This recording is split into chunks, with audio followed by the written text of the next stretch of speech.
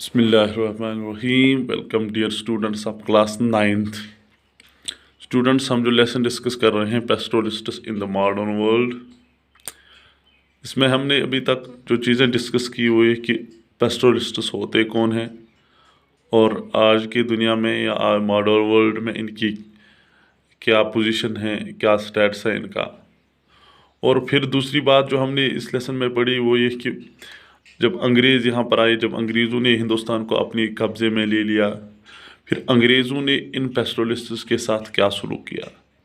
फिर हमने वो सभी चीज़ें देखी कि किस तरीके से अंग्रेज़ों ने मुख्तलिफ लाज और मुख्तलिफ एक्ट्स पास करके इन लोगों को बहुत ज़्यादा तंग कर दिया। क्योंकि अंग्रेज़ जो थे, जो कॉलोनियल जो गवर्नमेंट जो थी, वो इन लोगों को एक आम दायरे में लाना चाहते थे। क्योंकि उनका ये मानना था कि ये लोग हैं जो जंगलों में इधर उधर घूमते फिरते रहते हैं, जिनका कोई ठिकाना नहीं है, इनसे हमारा कोई फ़ायदा नहीं हो रहा है। क्योंकि अंग्रेज़ हर चीज़ से अपना फ़ायदा ढूंढ रहे थे और इसलिए उन्होंने इन लोगों को तंग किया। और इन वो जंगलात जहाँ पर ये लोग जाते थे अपने मवेशियों के साथ, उन जंगलात को भी अपने तहवील में लिया, अपने कब्ज़े में लिया।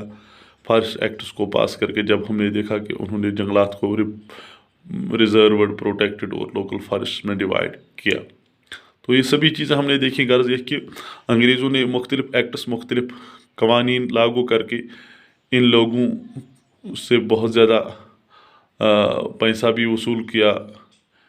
वो इस तरीके से कि उन्होंने इन लोगों को भी आम ज़मींदारी में मजबूरन धकेल दिया कि वो ये काम तो नहीं करना चाहते थे। लेकिन जब उनके जंगलात, उनकी जो असल रहाइश गाह थी जहाँ पर ये लोग जाते थे, वहाँ उनको बैन की गई या वहाँ उनको जाने ही नहीं दिया गया, तो बेचारे मजबूर हो गए। वो फिर अपना वो काम जो उसका ओरिजिनल, जो एक्चुअल वो जो इनकी जो ज़िंदगी थी, वो उन्होंने उसको छोड़कर वो एक आम जो लोकल जो वहाँ पर लाइफ थी उसके साथ वो उनको मिल गए।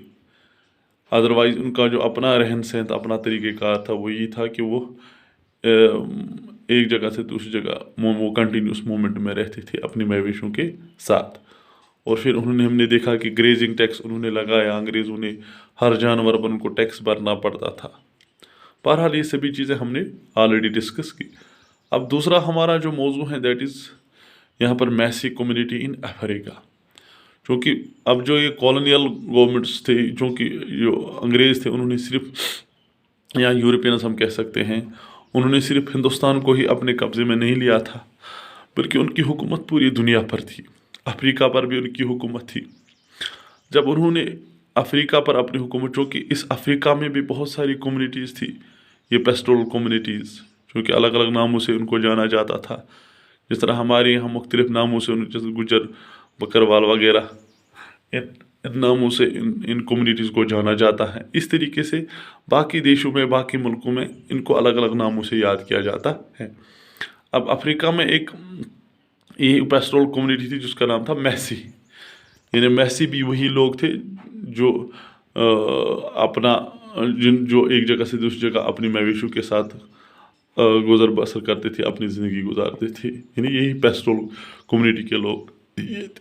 चूँकि जब यूरोपियंस अफ्रीका में आए तो वो उन्होंने वहाँ पर, तो जो जगह वहाँ पर थी, उन्होंने वहाँ पर डिस्ट्रीब्यूशन इस लिहाज इस तरीके से की कि वहाँ पर एक तरीके से हम समझे कि जगह कम पड़ गई, उनमें एक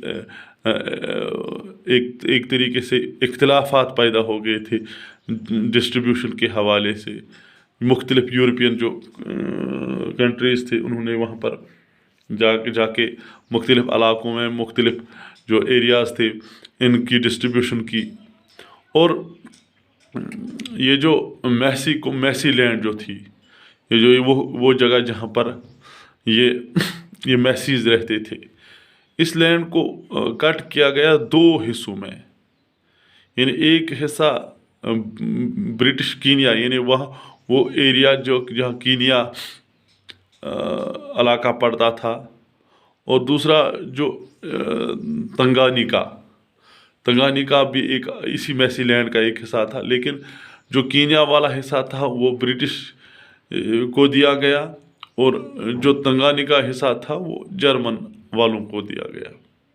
یعنی یہ جو لینڈ تھی میسی لینڈ، اس کو اس لحاظ سے ڈسٹریبیوٹ دو حصوں میں کٹ کیا گیا، ایک حصہ برٹش کے حوالے کیا گیا اور دوسرا حصہ جرمن والوں کے حوالے کیا گیا۔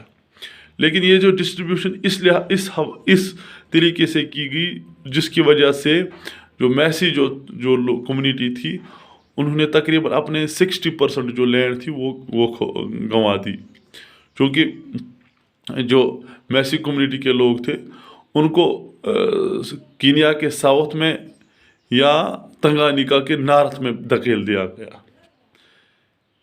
یعنی یہ جو کمیونٹی تھی جن کی یہ اصل زمین تھی، ان کو کینیا کے ساؤتھ میں اور تنگانیکا کے نارتھ میں ان کو دھکیل دیا گیا، اور وہ یہ جو ساؤتھ کینیا کی زمین اور نارتھ تنگانیکا کی زمین جو تھی، وہاں پر بارش بہت کم پڑتی تھی اور وہاں پر پاسچرز بھی نہیں تھے۔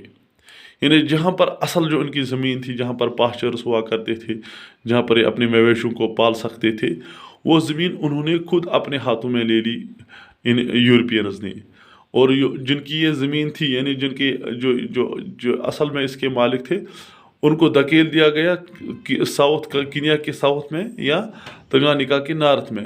اور یہ جو دونوں علاقے تھے، چاہے ساؤتھ کینیا تھا یا نارتھ تنگانیکا تھا، یہ ان لوگوں کے لیے اچھی زمین نہیں تھی، چونکہ یہاں بارش بھی بہت کم پڑی تھی، ایرڈ لینڈ تھی، اور وہاں پر پاسچرز بہت کم تھے۔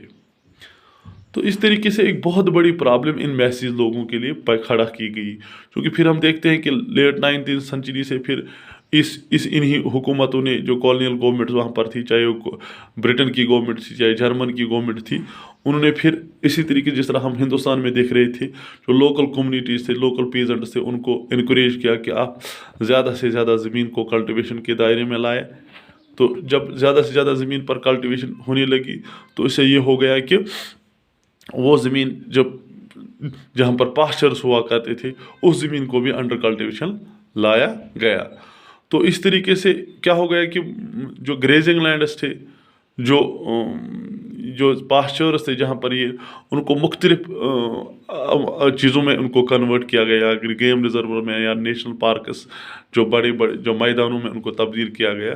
تو ود دا رزلٹ یہ جو کمیونٹی تھی، یہ جو میسی کمیونٹی تھی، اس نے اپنی زمین کھو دی۔ یعنی وہ زمین جہاں پر یہ اپنے جانوروں کو پالتے تھے، اس زمین کو جب مختلف الگ الگ کاموں کے لیے اب انہوں نے کنورٹ کیا، تو ود دا رزلٹ ان کو اس زمین سے، ان پاسچروں سے ہاتھ دھونا پڑا۔ اور ٹھیک اسی طرح جس طرح ہم دیکھ رہے تھے ہندوستان میں، چونکہ ایک اور کوشچن بھی آپ کا یہاں پر بنتا ہے کہ آپ بتاؤ کہ similarity between Maasai community in Africa and جو یہاں پر ہندوستان کی جو کمیونٹی تھی پیسٹول، تو ان میں یہی سملیرٹی یہ ہے کہ اس کو بھی وہاں ہندوستان میں بھی کالونیل گورنمنٹس نے زمین کو لے لیا، تو یہاں پر بھی اس طرح سے یہاں پر بھی انہی کالونیل گورنمنٹس، یہاں پر بھی لوکل کمیونٹیز کو انکریج کیا گیا کہ آپ زمین کو انڈر کلٹیویشن لائیں۔ تو وہاں پر بھی اس طرح سے اس میسی میں بھی ایسا ہی کیا گیا۔ اور اسی طریقے سے اور ایک چیز جو یہاں پر سملر ہیں، جس طرح ہم نے دیکھا کہ اس فارسٹ کو بھی یہاں پر بھی ڈیوائڈ کیا گیا، یعنی فارسٹ کو ریزروڈ پروٹیکٹڈ، جس طرح ہم نے دیکھا کہ اور ریزروڈ میں پھر ان پیسٹرولز کو جانے کی اجازت بھی نہیں تھی۔ وہ یعنی یہی ریزروڈ زیادہ وہ ایریاز تھے جہاں پر ان لوگوں کے لیے پاسچرز اویلیبل تھے، بڑے بڑے میدان جہاں پر یہ اپنے جانوروں کے ساتھ جاتے تھے۔ اور جب انہی ایریاز کو بند کر دیا گیا کسی بھی کام کے لیے، وہاں پر جانور لے جا سکتے تھے، نہ پر وہ ہنٹنگ کر سکتے تھے، نہ پر وہ جڑی بوٹیاں، کوئی بھی کام کی اجازت بالکل ان کالونیل پاورز نے ان لوکل جو کمیونٹیز کے لوگوں کے لیے بالکل بیان کر دی گئی اس زمین کو۔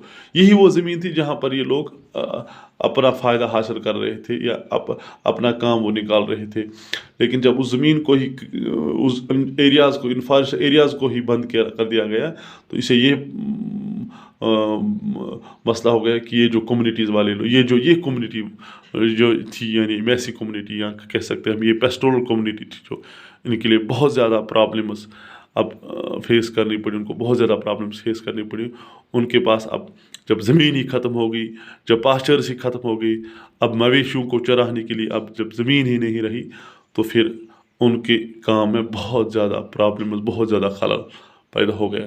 اس طرح ہم کہہ سکتے ہیں کہ اس طریقے سے اس میسی کمیونٹی نے بھی، جو افریقہ کی ایک کمیونٹی تھی، پیسٹورل کمیونٹی، اس نے بھی اپنی زمین کھو دی، اپنے پاسچرس کھو دی، because of this colonial government, because of the interference of the colonial powers. جو بھی یہ بیرون ممالک سے وہاں پر رول کر جب لوگ آ گئے، یا ہم کہہ سکتے ہیں یہ یورپینز آ گئے، چاہے وہ برٹشرز تھے، چاہے وہ جرمن تھے، چاہے اور کوئی بھی پاور تھا، تو ان لوگوں نے ان کمیونٹیز کے ساتھ بھی بہت زیادہ برا معاملہ کیا.